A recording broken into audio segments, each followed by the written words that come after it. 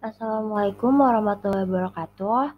Semangat pagi, perkenalkan saya Laila Farhatujannah dengan NIM K1A 021039 dan pada kesempatan ini saya akan memaparkan materi bertemakan aplikasi nano pada bidang farmasi dengan judul Potensi Drug Delivery berbasis nanoteknologi pada penyakit paru. Masuk di bagian pertama ada pendahuluan, yang dimana penyakit paru merupakan ancaman umum bagi kesehatan manusia dan menjadi penyebab utama kematian global.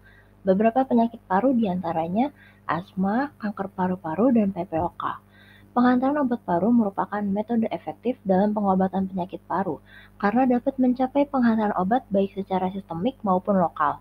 Nanoteknologi telah meningkatkan pengembangan sistem penghantaran obat nano, memungkinkan penargetan dan pelepasan obat yang terkontrol.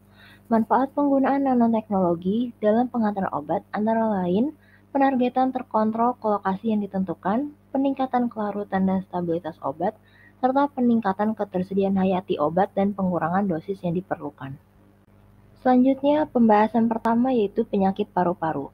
Paru-paru rentan terhadap infeksi dan cedera dari lingkungan, termasuk bahan kimia dan partikel.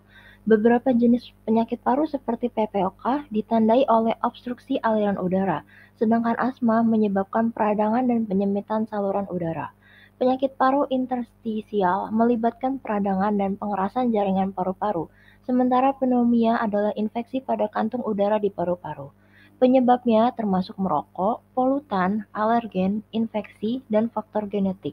Peradangan merupakan komponen utama penyakit paru yang menyebabkan gejala dan perkembangan penyakit paru. Kemudian sistem penghantaran obat atau drug delivery.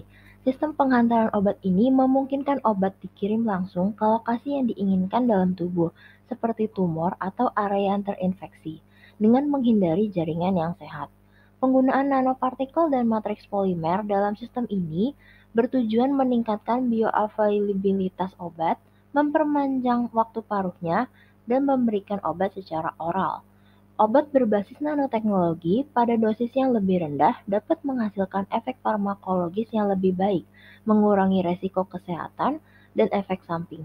Sistem ini mengarahkan bahan kimia terapeutik ke lokasi tertentu dengan lebih terkonsentrasi atau terkendali.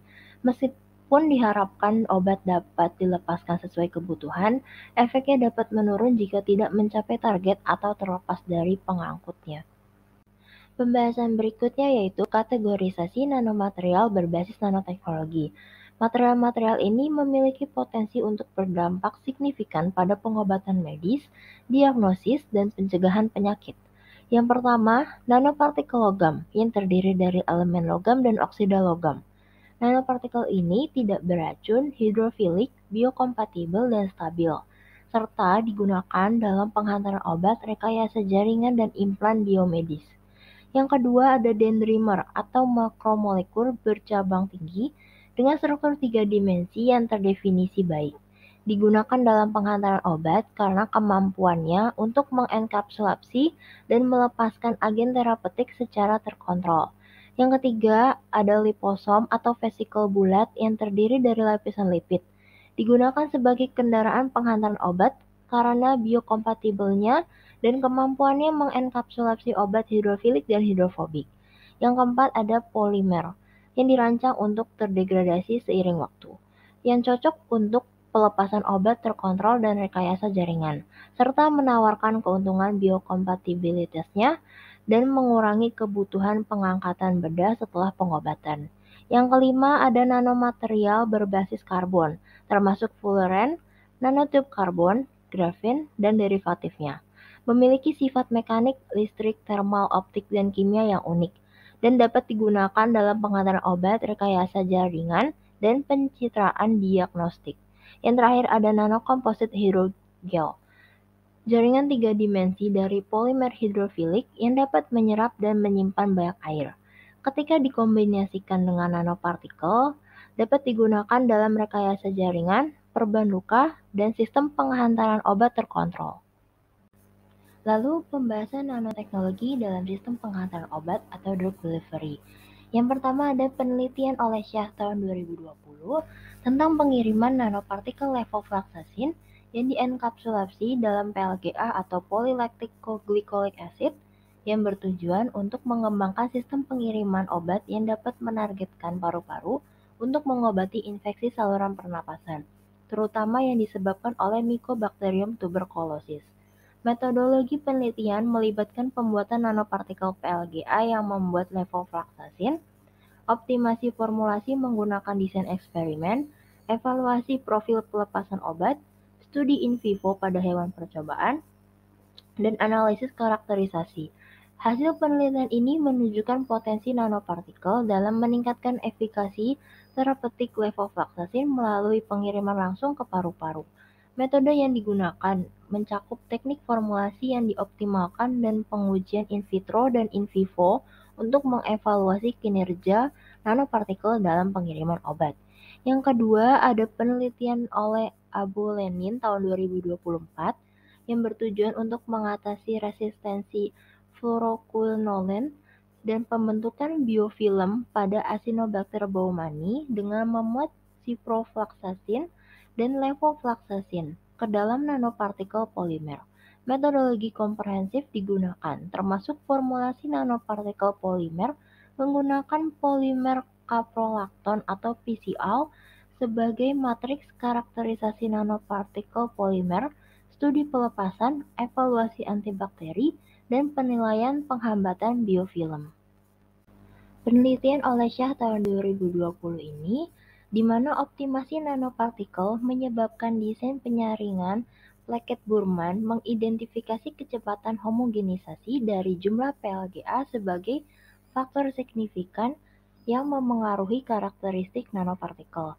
Kecepatan homogenisasi dan jumlah PLGA memiliki efek standarisasi yang paling signifikan pada ukuran partikel rata-rata pada interval kepercayaan 95%.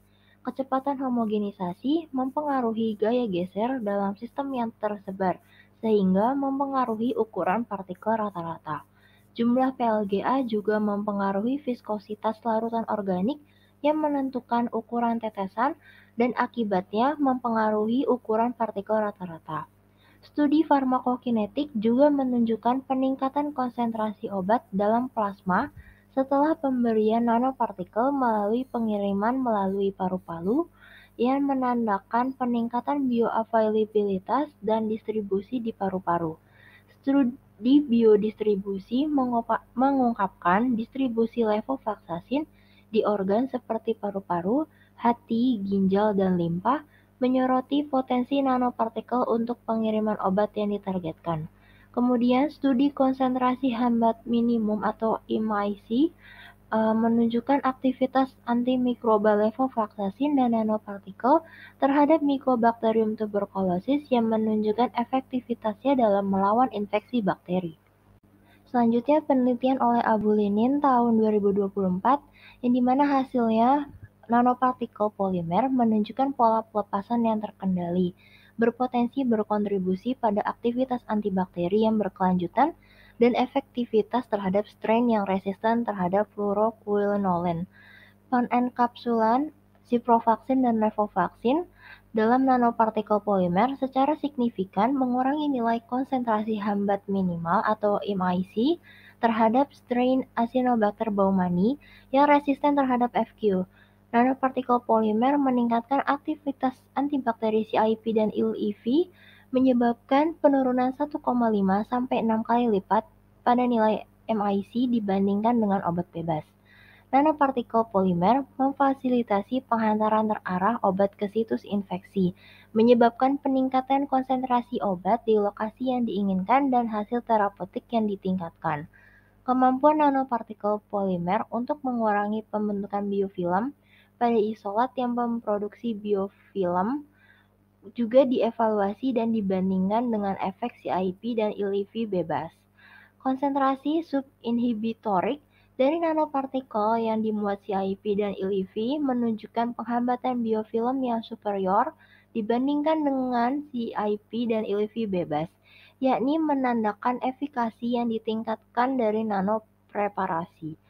Nanopartikel polimer efektif dalam mengatasi mekanisme resisten efflux pada strain Acinetobacter baumannii, potensial dengan cara melewati pompa efflux dan meningkatkan pembunuhan bakteri.